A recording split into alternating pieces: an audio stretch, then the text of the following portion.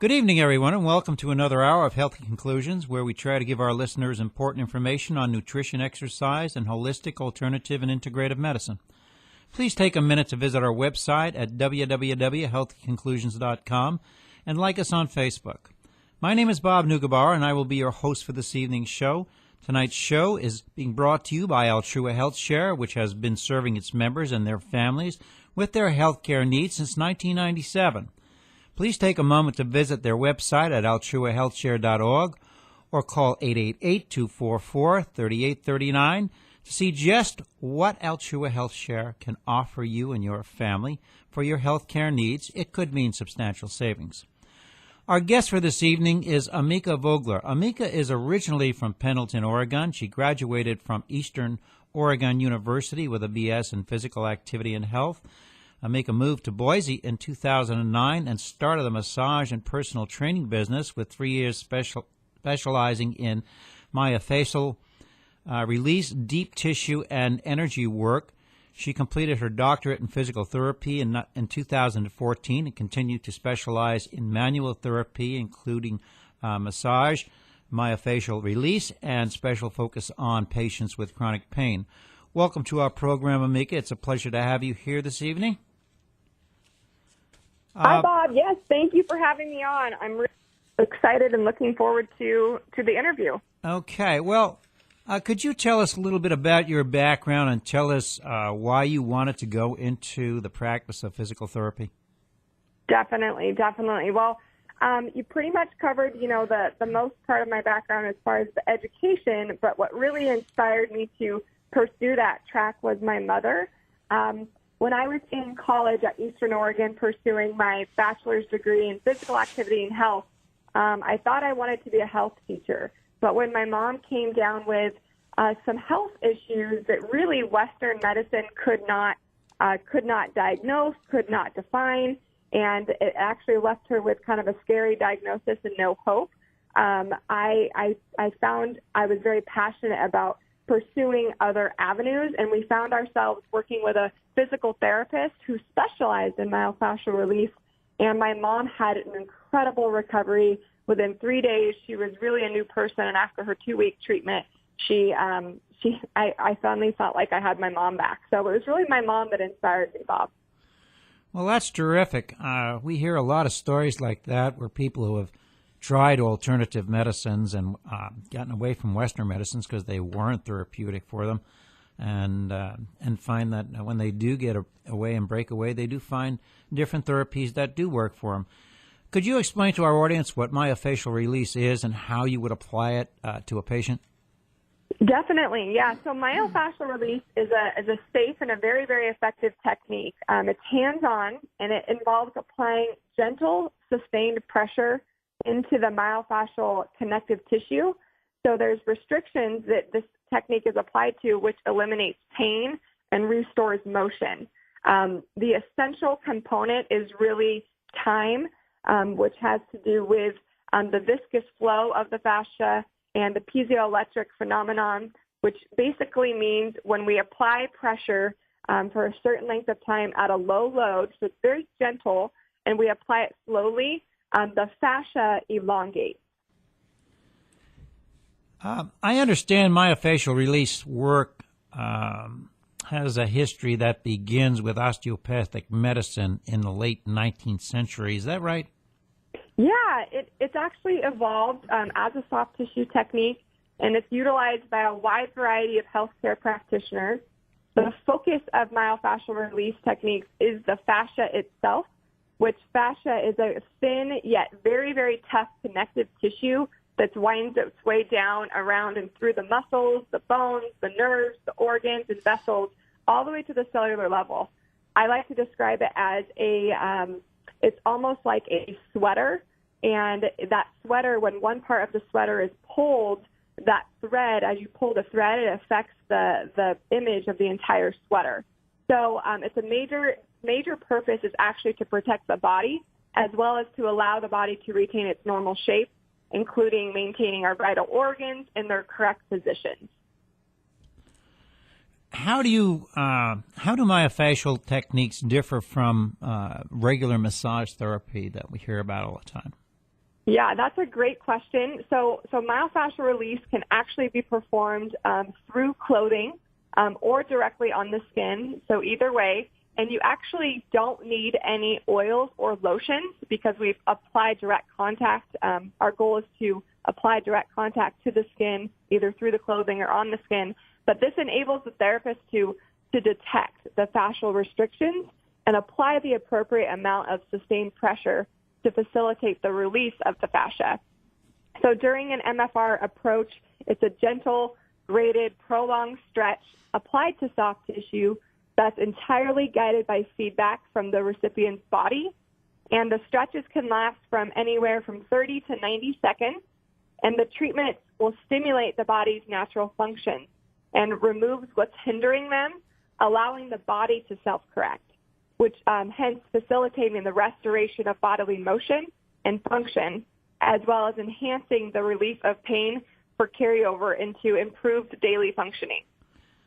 So if I were to have a problem, what is the normal amount of times I would have to make a visit to somebody like yourself to get relief from the pain? Is this something that takes 2 or 3 sessions, or is this something that continues on even after the first 2 or 3 sessions, maybe 10 or 15 sessions? I'm just curious. That's a really great question. So I have the belief that every body is different and every story is different. In my mom's situation, the trauma that had been occurring to her body had been for years, and there was multiple, back surgeries, sports accidents, emotional trauma, which that's a huge component of it. So for her, in that first myofascial release session, it actually was a 2-week intensive program. And since then, Bob, she's actually had maintenance, so kind of like tune-up, just like we do with our car, right? We take it in to get serviced, and then we'll have the oil change. So there's not like a one-size-fits-all approach. It really just depends on the patient and, their story. Now, do you coordinate with other practitioners, say acupuncturists, who also work in this area of pain relief? I'm all about coordinating and connecting with other healthcare professionals. We each have a different tool and a different strength set, so definitely. And if I find that through the treatment of patients that they could benefit from, say, some more intensive massage or some acupuncture or yoga, I'm all about referring and connecting them so they can get the appropriate care. When they talk about the trauma from surgery, what are they actually talking about? I know I've only had one surgery in my life, but my wife did go through a quite extensive one. But how does this trauma occur? So the trauma from surgery occurs basically anytime there's an invasive approach on the body is going to react with some sort of inflammatory response. And that inflammatory response creates myofascial restrictions. And these restrictions can actually produce tensile pressures of approximately 2,000 pounds per square inch on pain-sensitive structures. And what's interesting, Bob, is these structures, these restrictions do not show up in many of the standard tests, the X-rays, the MRIs, the CAT scans, et cetera. So a lot of times patients with pain, like my mom, can start to kind of lose hope and be frustrated because they feel the pain, they feel that something's not right, but then the doctors say, well, your X-ray looks great or the MRI looks great, but really, truly, there's those restrictions that are very, very intense on the body. So let me just, for instance, ask you, if I didn't have the advantage of going to somebody like yourself, what would an allopathic doctor be doing for me? Would it be drugs? Would it be something else that they would try to use? The first approach, well, I want to be careful not to generalize it because there are some doctors that you go to and they do want to see the whole picture of the patient and have a holistic approach. However, I'm just going to use my mom, for example. So myofascial release was never recommended to her. A lot of patients that have pain, like my mom, are given pain medication or stretches, or, they are often referred out to maybe like a chiropractor. And it was really kind of that merry-go-round that my mom kept going through. then she would report back and they would adjust her medication. So that's most often what happens with people who have some sort of chronic inflammation and pain and they're not getting results. So have you found basically that if somebody has real chronic pain and they're not getting relief from drugs or other areas in the allopathic line of medicine or Western medicine, that they should try a more integrative form of medicine? Definitely. I believe that there's so many tools out there that, and so many different professions and people that have different strengths and different skill sets. So if you're someone who's listening in and you have chronic pain and you haven't found relief with, your traditional approaches, I would start asking questions and asking, who do you know that I can go to explore additional techniques and additional ways to heal myself. So you experienced the integrative medicine basically because of your mom, is that right? Definitely. She was really the first one that kind of opened my eyes to, wow, it's not just our regular doctor that we can go to. There's other options, and kind of the frustration for me and my whole family, and especially my father, was that we would go to a doctor and there was no communication from the other doctors. So my mom would have to sit there and tell her entire story again and go through the medication. So it was kind of like we were hopping from one place to another, and no one was coordinating her plan of care. So I'm a big believer in integrative medicine and joining together with other people so we can develop a plan of care for the patient. Thank you, Amika. We're going to have to take a quick break. We'll be back in a few minutes. You're listening to Health Conclusions, brought to you by Altrua Healthcare with your host, Bob Neugebauer, on 580 KIDO AM and 107.5 FM. Welcome back to Health Conclusions on 580 KIDO AM, 107.5 FM. We're speaking with Amika Vogler, sponsored by AltruaHealthShare.org, and we're talking about massage therapy, which happens to be the specialty of this young lady. So we were talking about the integrative medicine and myofascial release. Would you say that myofascial release fits into what you would call the true integrative medicine? What are some of the other medical problems that this massage therapy could solve besides this chronic pain? Are there other attributes that you use it for? Definitely. I would definitely say that MFR, myofascial release, fits into the integrative approach. So the obvious trauma, anytime there's trauma from an accident and or surgery, inflammatory responses, surgical procedures, all of those. But in addition to that, Bob, there's one big thing that's not really talked about a lot and not diagnosed, and that's emotional trauma. And when there's emotional trauma, that actually continues or can create those fascial restrictions as well. So it's definitely an integrative approach because we're treating the whole body, and a lot of times there's this pain cycle that happens. And so we identify that as well and help the patient along their path to recovery. So have you ever used this for something like fibromyalgia, which a lot of my friends happen to have, or carpal tunnel or pelvic pain? Have you used the massage therapy for this? Definitely, yep. I've used it for all those conditions, the fibromyalgia, MS, carpal tunnel, tennis elbow, pelvic pain is actually one of the things that my mom had for years, and the myofascial approach is actually the first one that relieves some of that pelvic pain. So, and that can be done from an external approach as well as internal. Well, let me ask you this question. How do you help somebody with MS on this? I happen to know several friends of mine who do have MS, and I'm just kind of curious for them. Yeah, so it's basically, I don't look at someone that has fibromyalgia, MS, anything. I don't look at them any differently than I do the last person. So I'll take time to interview the patient, kind of get to know them, their personality, their story, their history. And then once I place my hands on that person, it's the same thing. I'm connecting to that person's body through the fascia. I'm feeling and I'm letting the body, I'm truly a conduit and a facilitator, and letting the body heal itself. So someone with MS, I would not treat differently than the other person. Now, if they came to me with very, very specific locations of pain, I would take that into consideration. But a lot of times when someone says, wow, it's my back, it's my back, it's my back, a lot of times the pain is coming from somewhere other than the back. That's just kind of the tip of the iceberg. Well, isn't that true of something like carpal tunnel also, that the pain could be working from your neck or someplace else? Mm-hmm. Yep, carpal tunnel, that's considered, carpal tunnel, tennis elbow. I had a friend the other day ask, what my elbow's hurting. Can you give me some exercises for my elbow? And I actually said, well, a lot of times that comes from a lack of strength and stabilization from the shoulder region.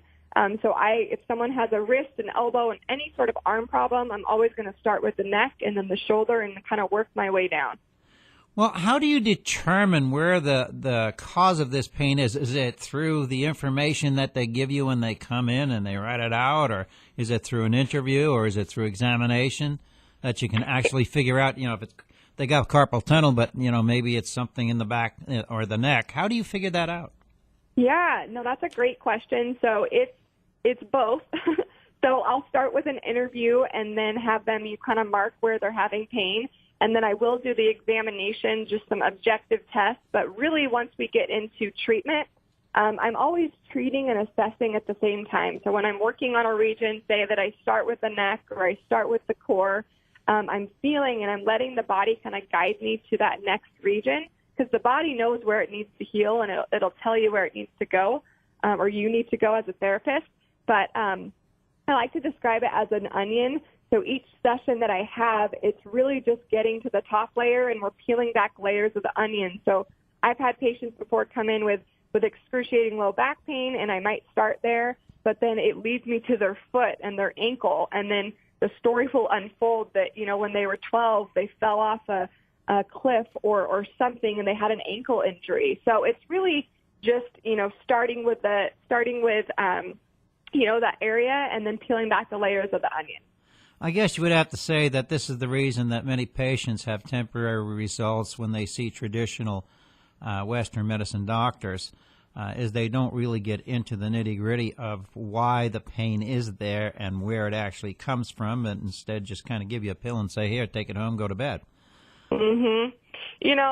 That's so true, and a lot of times, the pill or the prescription is just a Band-Aid and does not get to the root cause.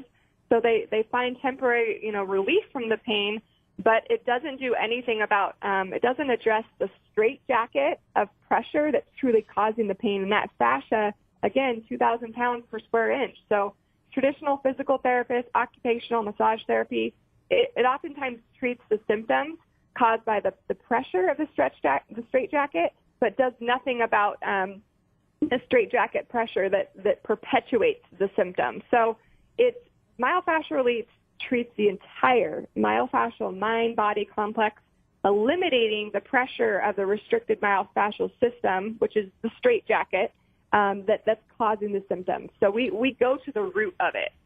So when somebody comes in that's been treated by Western medicine and is on drugs, say opioids or some other kind of painkillers, how do you deal with that? How do you get them off the drugs and to understand that you're going to do this in a physical therapy manner rather than using a drug?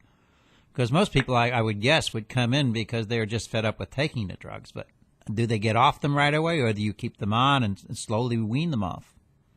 No, that's a great question. So as a physical therapist or a massage therapist, I'm not licensed to basically counsel people on how to take their medication or recommend them going off of it.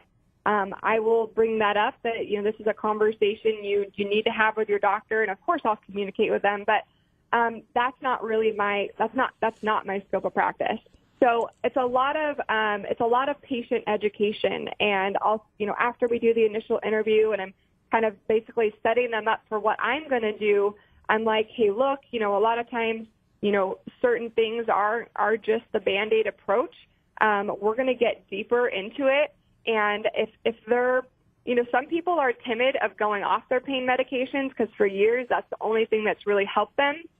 So then I'll go into different techniques like the pain cycle that I talked about earlier. I'll give them some education that they can read on their own. But it's just a patient by patient basis, and because what we're really dealing with is we're helping them see this from a new perspective. And I say this with all due respect, but some people are brainwashed in that, you go to your doctor, you get a prescription, you get a medication, and then the doctor, the traditional Western medicine doctor, is their God. And I believe there's a time and place for medication and a time and place for surgery. I'm all about that. But it's really kind of helping them shift their perspective and leading them in that and not forcing them, and just giving them the option. How have you found it relating to allopathic doctors, or should we say Western medicine doctors, when you're trying to get somebody off drugs? How do they react to you? So are you asking specifically how the doctor reacts to me? Okay. So I found that most of them, do have a good heart. Most of them do want what's best for the patient. And, they do. They want to work with you. So overall, I've had great working relationships with other healthcare professionals and the ones that are prescribing the medication. Now, there's been a few that are kind of set in their ways, but then I'll use the approach of really empowering and educating the patient more so they can go back to their doctor if the doctor's not taking my advice. Do you think there'll ever come a time when the Western medicine and the new integrative medicine will come together and actually work for the patient's benefit instead of for what I consider to be the cost benefit to the doctors, insurance companies, and hospitals? I do. I have hope. I definitely have hope for our future as an industry in the healthcare industry. As far as the insurance, I'm not going to speak to that. I'm very passionate. I can get on a soapbox about that. But as far as, healthcare professionals coming together, I do believe that that's in our future because, again, I think at the end of the day, most people go into healthcare with a heart to truly serve and help people. I don't believe that most people go into it because they want to make a lot of money. Now, again, there are those people, but I believe that most people have the right heart. And as we continue to grow and connect and build those trusting relationships from one profession to another, I do see us all coming together for the patient's benefit. Well, I'm kind of glad you see it that way because from some of the people that I've been talking to lately, I can see that on the horizon, if not sooner. I think the major obstacles of getting this done is primarily the responsibility of our politicians and our administrators in the hospitals and the insurance companies. If we get them out of the way and get this all back to a personal basis, we might actually be able to change some things for the better. Yeah. I agree. My philosophy, Bob, is that in order for change to happen, we can't look to our government. We can't look to politics. Like, change comes from one person changing one person's life and that domino effect. And if we all are working together and not fighting over physical therapy is better or chiropractic is better or Western medicine, like if we all are if they see us working together, they can't deny the results that patients are having. Because at the end of the day, insurance today is about getting the results in the quickest amount of time and, not extending the care that when they're not getting the results. So I'm positive, I'm optimistic, I'm hopeful for it, and I think that a lot of times it's easy to look up at the government, it's easy to complain about the insurance, but all we can do for change is focus on who we are and what we're doing and the people around us, and if that's the way we affect change. Well, I happen to agree with you. We're going to have to take a quick break here. We'll be back in a few minutes. You're listening to Healthy Conclusions, brought to you by Altrua Health Share, with your host Bob Neugebauer on 580 KIDO AM and 107.5 FM. Welcome back to Health Conclusions on 580 KIDO. We're speaking with Emeka Vogler, sponsored by Altrua Health Share, and our subject and our topic for today is massage therapy. So let's see, we were talking about the benefits of integrative medicine, and one of the reasons I invited you to be on this show is that you've told me that your current focus is leading and educating people about healthy living, and that you are involved in the natural health revolution. Could you explain what the natural health revolution is or means to you, and how you are going about affecting change and maybe bringing people to accountability?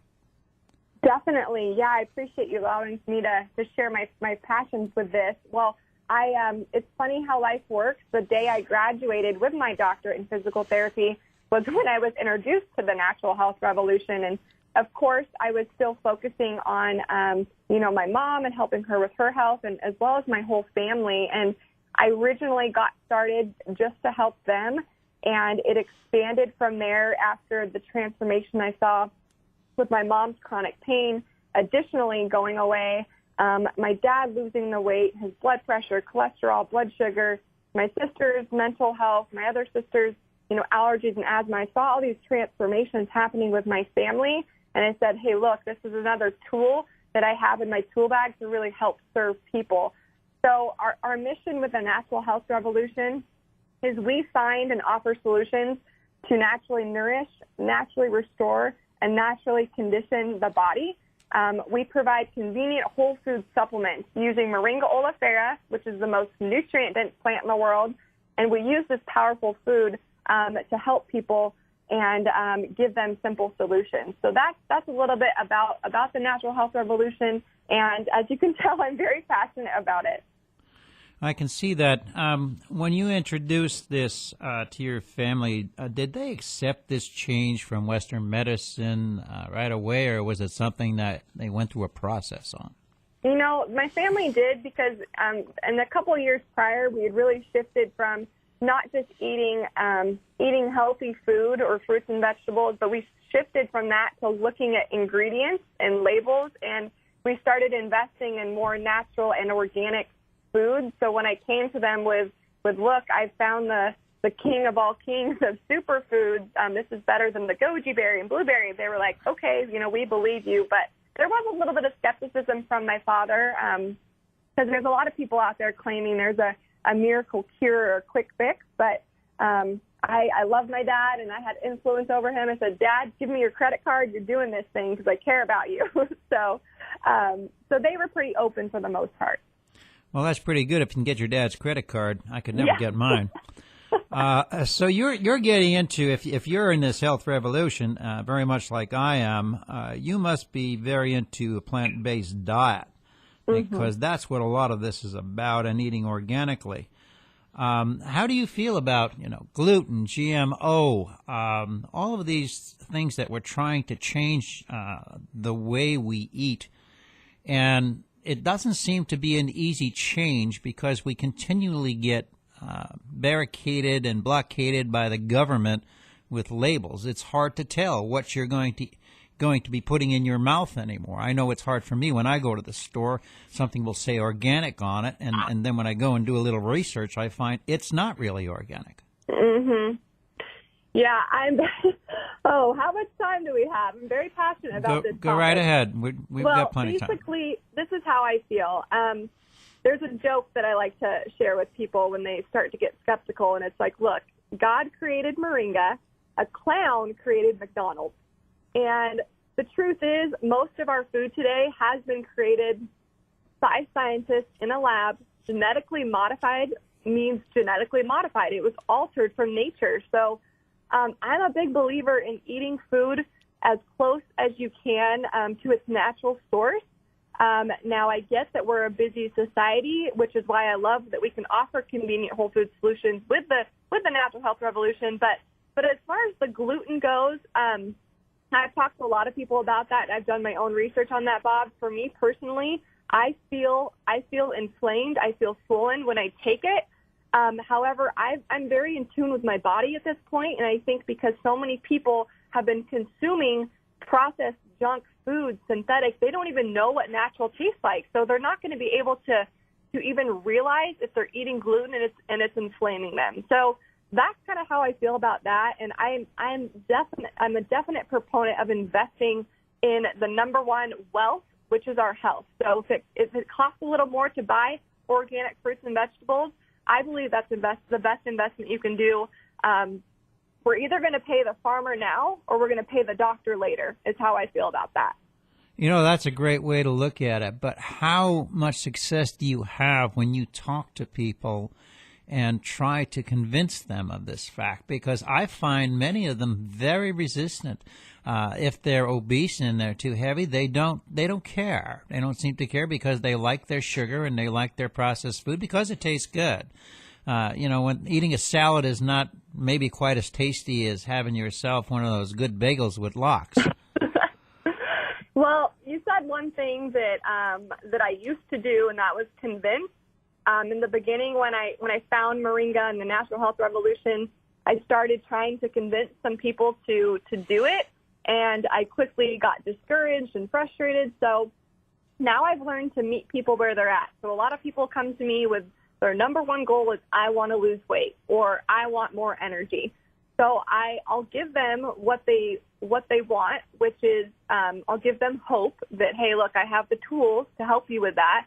But we're going to start here with giving your body this food Moringa, and I'll kind of set them up for, I'll give them some expectations. And I think when we help people manage their expectations up front, then everyone's happier. So, for example, people that want to lose weight, well, everyone wants a quick fix. Well, I talk to them about, hey, look, the body doesn't care about weight loss. It cares about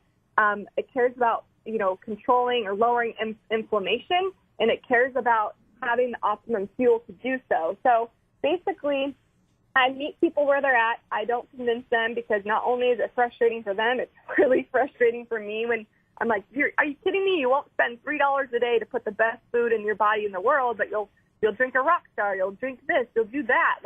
So I just don't even go there anymore, Bob. Do you ever have your people consult with a nutritionist? And I asked that for a specific reason.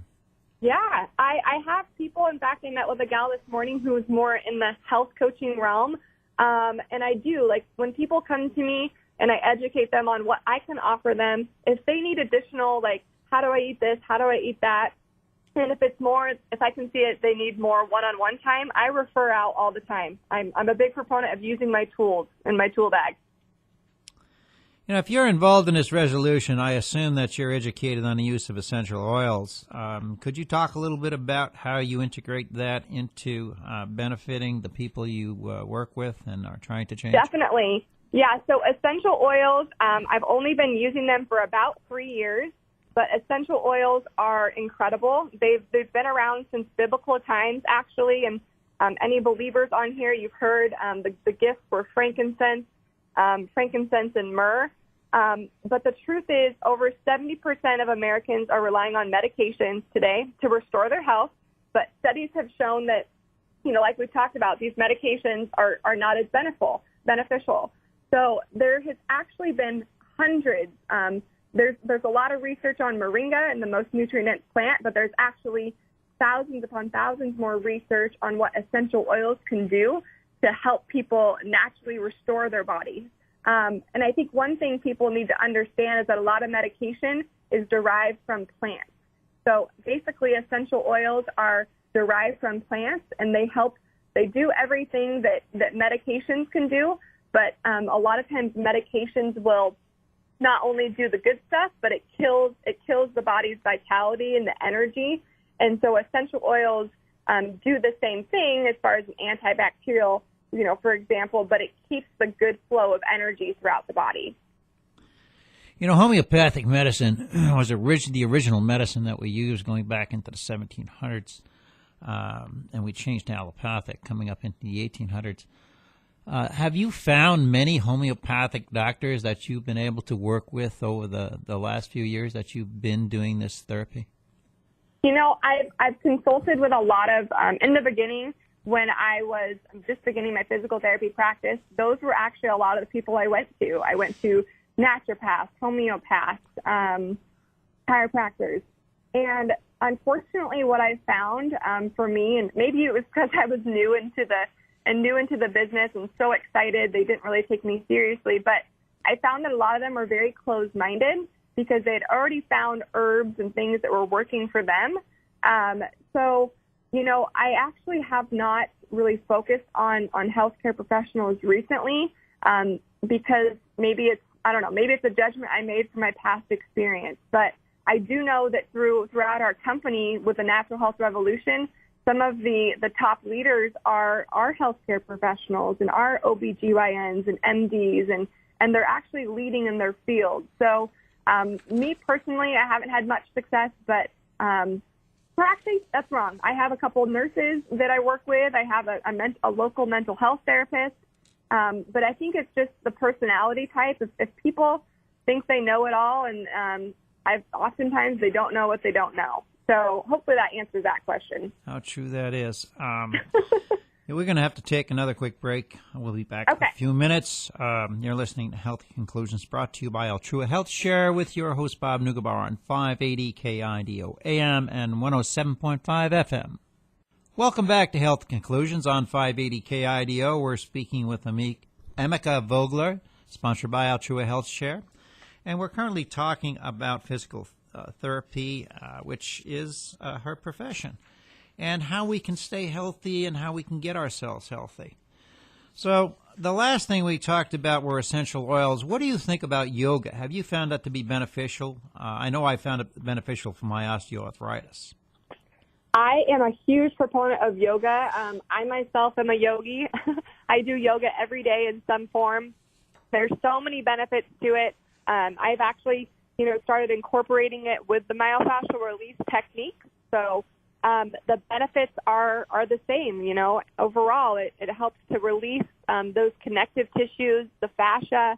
There's an emotional component that yoga provides relief for, and it's basically getting our body back into alignment. So it's another awesome tool, and I recommend it for everyone, even if they don't have a pain somewhere. Like, we all need more yoga in our life.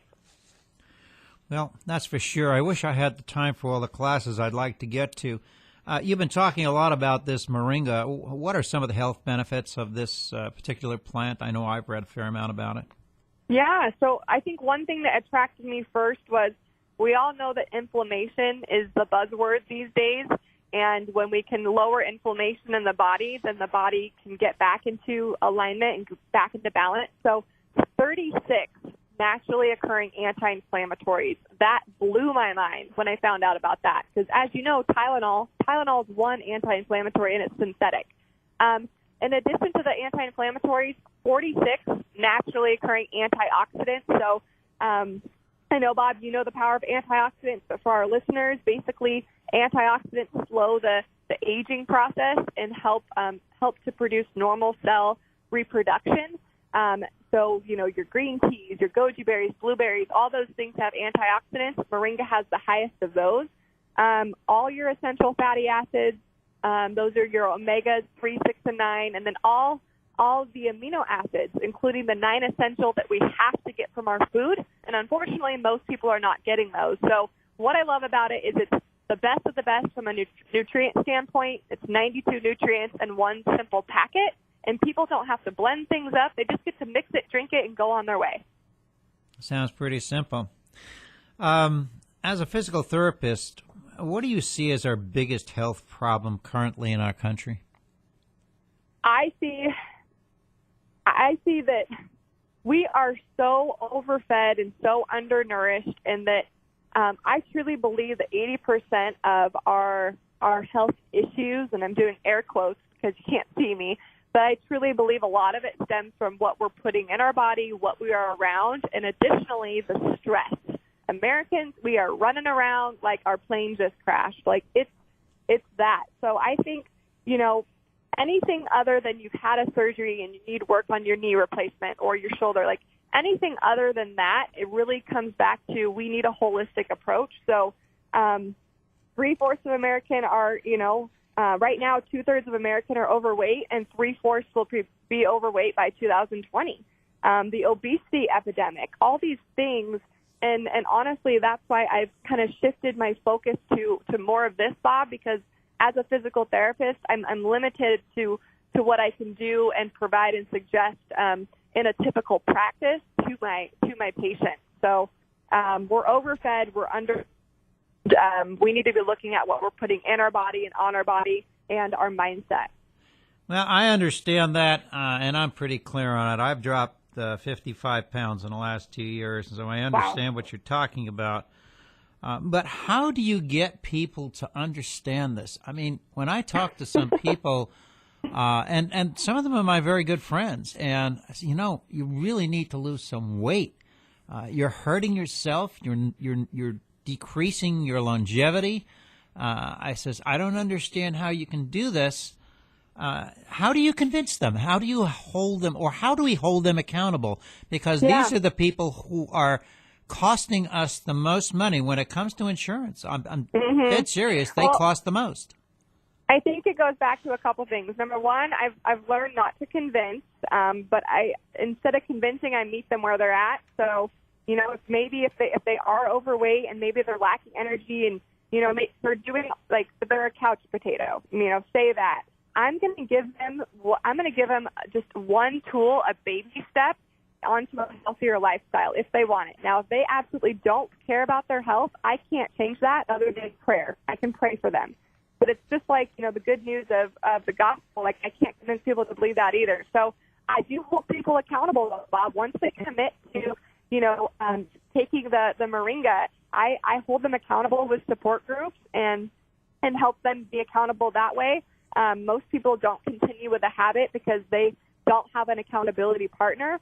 But I start small. I've learned to, instead of giving them so many things to do at once, even, from a physical therapist exercise to taking a product, you have to start small. And once they're consistent with that, then we can build from there. Well, I understand you have to start small, but we're talking about 20% of Idaho's population that have problems, and 30% of those have inflammatory problems. It's not a small situation. It's a very large situation. Right. And I'm curious, how do you feel about incentivizing and disincentivizing people if the state were to get a rein on Medicaid and be able to put it out the way they want to? Because I don't see any other way to control what people do except through their wallets. I believe incentives are good because I do those a lot with my team and with customers. There's promotions that I'll throw out to people. I believe it's a good thing, and it's basically the incentive is like the gateway to get someone onto the healthier lifestyle. A lot of times, we have to show people instead of tell them. We can tell them all day long, but if we show them, like, hey, if we incentivize them to do something so they'll get more money, they'll get more health benefits, and then they start experiencing what it feels like to feel healthy and to have energy and to be able to walk and not hurt, then they're gonna buy into it themselves. It comes down to one word, Bob, and that's belief. And most people don't have the belief that they can get better because they've tried it before and or they don't have the desire yet. But the incentive can kind of be that gateway to, I don't want to say trick, but have people basically tell themselves that this is a good thing to do for them. Well, thank you, Amika, for joining us this evening and offering your insights in dealing with massage therapy and natural health. This is Bob Neugebauer signing off for Health Conclusions. We hope you will join us again at the same time next Sunday for another hour of informative talk about nutrition, exercise, alternative medicine options. And we are sponsored by AlchuaHealthShare.org on 580 KIDOAM and 107.5 FM.